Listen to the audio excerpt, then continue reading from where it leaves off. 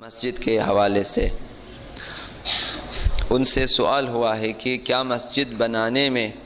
پڑوسیوں کی رضایت شرط ہے؟ آپ کہیں کسی گلی میں کسی محلے میں مسجد بنانا چاہتے ہیں تو کیا محلے والوں کی اور ہمسایوں کی اجازت اور رضایت ضروری ہے یا نہیں ہے؟ تو جواب ان کا یہ تھا کہ پڑوسیوں کا راضی ہونا شرط نہیں ہے کہیں مسجد بنانے کے لیے، کہ اگر پڑوسی کہیں، محلے والے کہیں کہ یہاں مسجد نہ بنائیں، ان کی رضایت شرط نہیں ہے اور ضروری بھی نہیں ہے کہ ہم ان سے اجازت لے لیں، لیکن مسجد جہاں بنائیں وہاں ہمسایوں کے لیے مزاحمت ایجاد کرنا جائز نہیں ہے، ان کے لیے مزاحمت نہ ہو۔ مثال کے طور پہ انہوں نے فرمایا کہ مسجد کے لاؤڈ سپیکر یا مسجد کے آس پاس گاڑیوں کی پارکنگ وغیرہ بنا کر پڑوسیوں کو زحمت میں نہ ڈالیں۔ مسجد بنائیں اپنی مرضی سے، لیکن یا لاؤڈ سپیکر کی آواز سے یا مسجد کے لیے کار پارکنگ وغیرہ یا سائیکل پارکنگ وغیرہ کی ضرورت ہے تو بنا لیں، اور ان کے لیے راستہ تنگ کر دیں یا اور بھی دوسری مزاحمت ایجاد کریں کہ تکلیف کا باعث ہو جائے، یہ جائز نہیں ہے، مسجد بنا سکتے۔ دوسرا مسئلہ ان سے سوال ہوا کہ جامع مسجد کی تعریف کیا ہے؟ جامع مسجد جس میں اعتکاف ہو سکتا ہے، تو اس کی تعریف انہوں نے فرمایا وہ مسجد جو شہر میں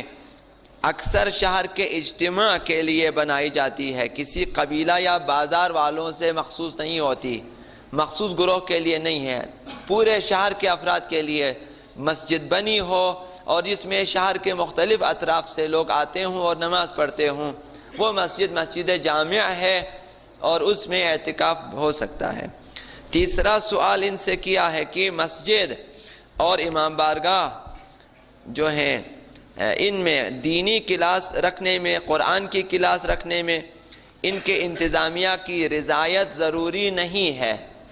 کسی مسجد میں اگر آپ قرآن کی کلاس رکھنا چاہتے ہیں یا دینی کوئی بھی کلاس آپ رکھنا چاہتے ہیں، انتظامیہ کی رضایت اور ان کی اجازت ضروری نہیں ہے، لیکن بہتر یہ ہے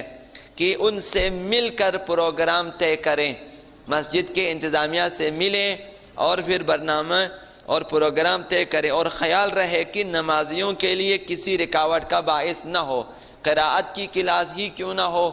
مسجد میں نمازیوں کے لیے رکاوٹ نہیں بننی چاہیے کہ اگر چند قاری ملیں اور زور زور سے قرآن کی تلاوت کریں اور لوگ نمازی اگر نماز نہ پڑھ سکیں تو یہ چیز جائز نہیں ہے۔ اسی طرح کوئی بھی چیز اس طرح سے مسجد میں نماز مقدم ہے اور نمازیوں کے لیے مزاحمت کسی بھی صورت میں جائز نہیں ہے۔ الکافی میں سعید بن مسیب سے نقل کیا گیا ہے کہ کان علی بن الحسین علیہ السلام یعظ الناس، حضرت امام سجاد علیہ السلام جو ہیں وہ لوگوں کو وعظ و نصیحت فرماتے تھے، وَيُزَهِّدُهُمْ فِي الدُّنْيَا، انہیں دنیا کی نسبت بے رغبت رہنے کی تلقین فرماتے تھے، وَيُرَغِبُهُمْ فِي أَعْمَالِ الْآخِرَةِ، اور جو ہیں لوگوں کو آخرت کی ترغیب دلاتے تھے، فی کل جمعۃ، ہر روز جمعہ یہ کام ہوتا تھا، امام سجاد کا کام تھا یہ، اور فی مسجد رسول اللہ صلی اللہ علیہ وآلہ صلی اللہ علیہ محمد، تو یہ کام، یہ وعظ و نصیحت اور یہ لوگوں کی ترغیب و تشویق، یہ سب کچھ روز جمعہ ہوتا تھا اور مسجد نبوی میں امام سجاد انجام دیتے تھے،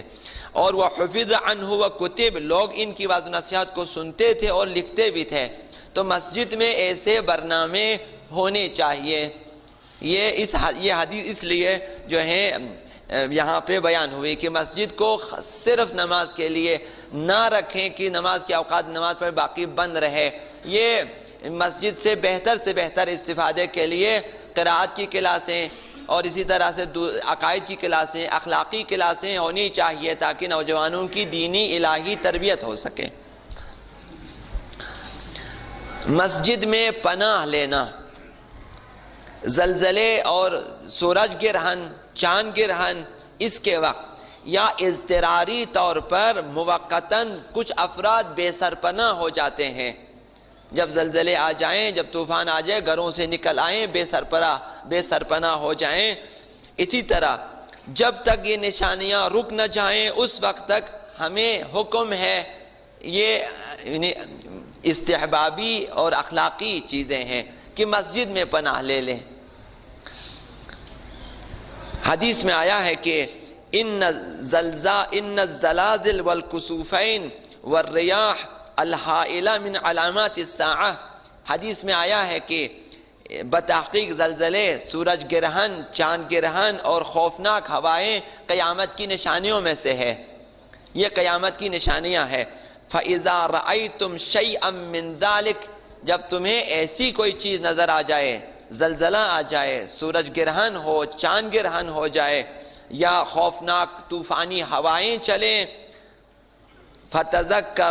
فَتَذَكَّرُوا قِيَامَ الْقِيَامَةِ، اس وقت تمہارے لیے ضروری ہے کہ قیامت کو یاد کریں کہ قیامت ہونے والی ہے. وَافْزَعُوا إِلَى مَسَاجِدِكُمْ، اور مسجدوں میں آ کر پناہ لے لیں.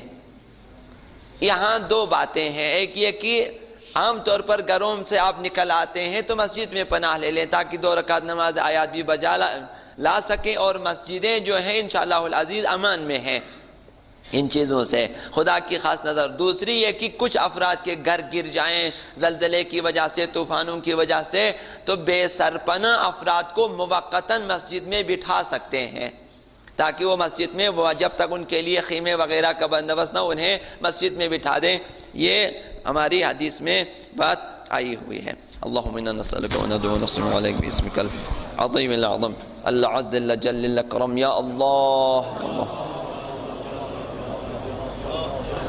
یا اللہ یا رحمن یا رحیم یا مقلب القلوب ثبت قلوبنا على دینک. اللہم نور قلوبنا یا اللہ وبیض وجوہنا یا اللہ واہلک اعداءنا یا اللہ واشف مرضانا یا اللہ وآمن من كل بلائنا یا اللہ واغفر ذنوبنا یا اللہ واستر عیوبنا یا اللہ بحرمة محمد وآلہ الطیبین الطاہرین الى روح المؤمنین والمؤمنات وإلى أموات الحاضرین لا سیما إلى أرواح شہدائنا. رحم اللہ من يقرأ الفاتحة مع الصلوات.